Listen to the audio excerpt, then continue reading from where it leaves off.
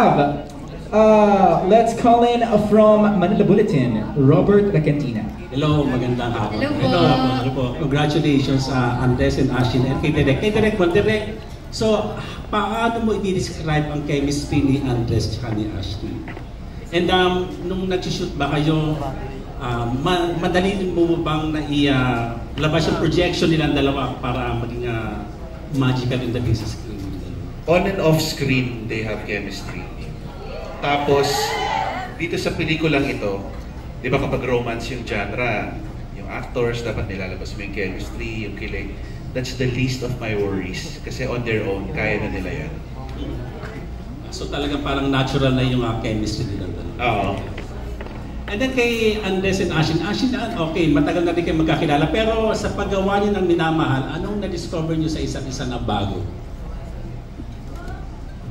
Bago? Yes, so kung may bago kang discover sa isa't isa. Ikaw na lang while shooting the film.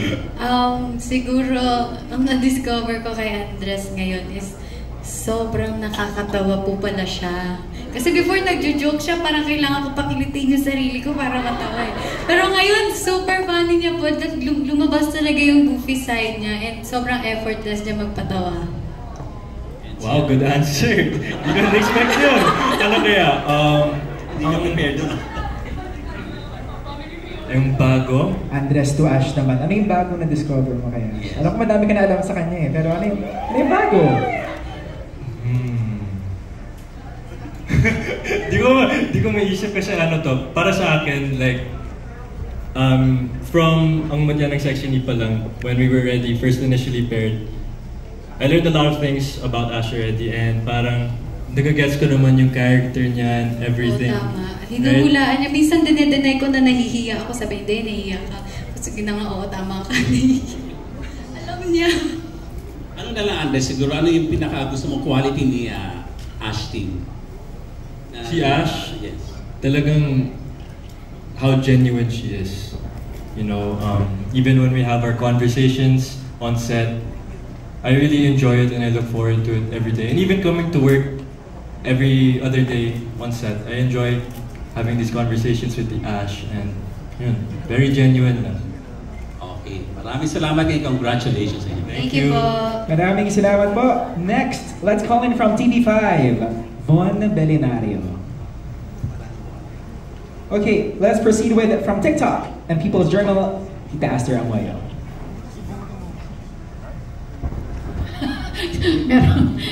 Ay, Baby Hill. Ay, Direk. Saan po kayo? Dito ako. Tumayo na ako. Okay. Tumayo na ako. May sila kasi. Ay, Astin and of course, Andres. Una-muna, congratulations. Thank you. Astin muna. Astin, you've been around for quite some time. I remember 2016 ka nagsimula, right? So it took you some 9 years bago mo na-realize yung pangarap mo.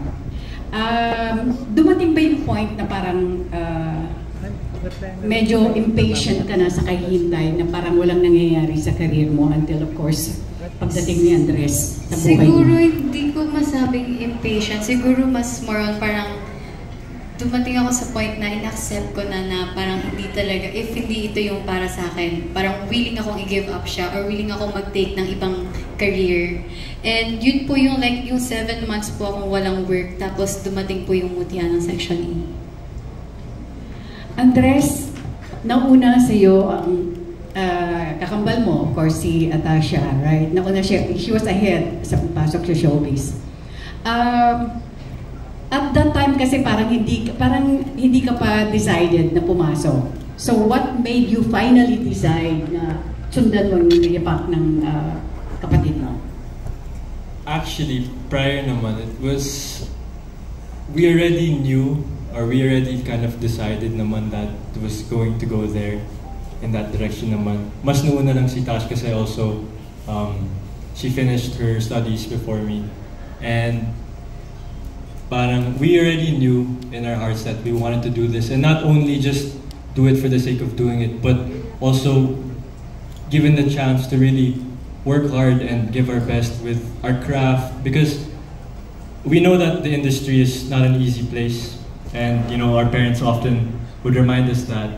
But we both knew deep in our hearts that if we just worked hard enough and really gave our effort, talagang maybe sana if the Lord would give it, like things could happen naman. And buti na lang naman, I'm so grateful and really I feel blessed na me and Tasha have been able to, you know, achieve some things in the time being that we've been. Para sa inyong dalawa, posible bang ma-inlove kayo sa isa't isa?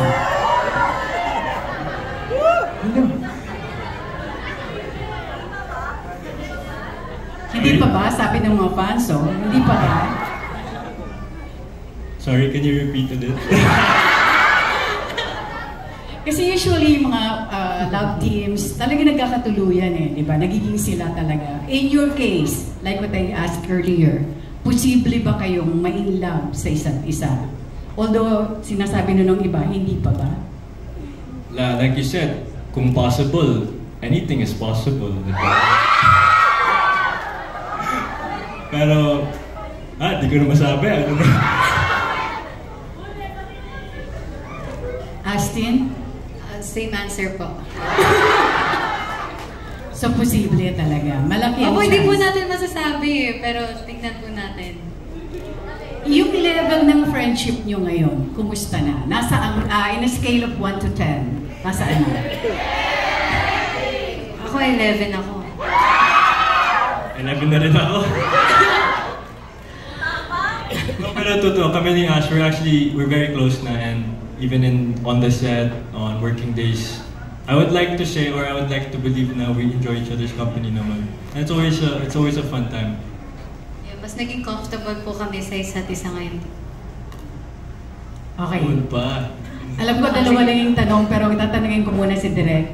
Direk, while doing this movie, sabi mo nga may andun yung magic, andun yung chemistry, but of course, meron pa rin kayong napapansin sa kanilang dalawa. Working with this two, kasi first time nyo silang na-direct. Well, si Ashley nakatrabaho ko na before, so hindi na ako surprised sa kanya. Si Andres, actually, di ba naalala mo yung meron tayong scene na kailangan mong umiyak? Spoiler! Hindi naman nilala kung bakit na kailangan mong umiyak. To be honest, na-surprise ako kay Andres kasi I had this thinking na may assumption ako na hindi siya nakakaiyak.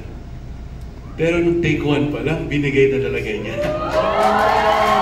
So, di ba, parang surpassed my expectations. Parang yun. Balikan lang kita, Andres. Ano ang pinaghugutan mo dun sa iyak scene na yun? Para sa akin, I think really it's really the scene. Talagang, kasi malalim talaga yung scene, and kahit yung lines ko doon, talagang na-feel ko nung sinasabi ko. Kaya, it was easier for me to release those emotions because I really felt the lines as I was saying it. Lastly, kasi kayong dalawa ang bida sa pelikulang ito. This is your first movie together. Wala bang pressure na nararamdaman sa inyong dalawa? Kasi kayong magdadala ng pelikula eh. Ako po nung una, nung nagkaroon kami ng 12 million views sa first teaser, parang doon po pumasok yung pressure sa akin. Parang na-realize ko doon na ang taas na expectation ng mga tao. Pero nung na-realize ko po na napapasukan na ako ng pressure, kasi hindi ako naka-work ng maayos kapag under pressure ako, mas hindi ko nagagawa ng maayos yung trabaho ko. So tinigil ko po agad siya and mas nag-focus po ako doon sa mga dapat po namin gawin. Andres? Ako naman, yes, kasi first movie ko to talaga and may pressure yan talaga kasi dahil first naman. Pero sa tingin ko naman kasi mas na-excite ako talaga because this is my first like film and acting project, and really kahit noon pa naman nung bata pa ako, I always dreamed na one day I'd be on the silver screen, and jumping from teleserye, from a series to now the silver screen, I can say that I'm in the middle of one of my dreams, and so for me, parang it's much more of excitement than pressure. But the pressure is definitely there, and importante din yung pressure. If you want to do a good job and produce good work, you need the pressure in. Thank you so much.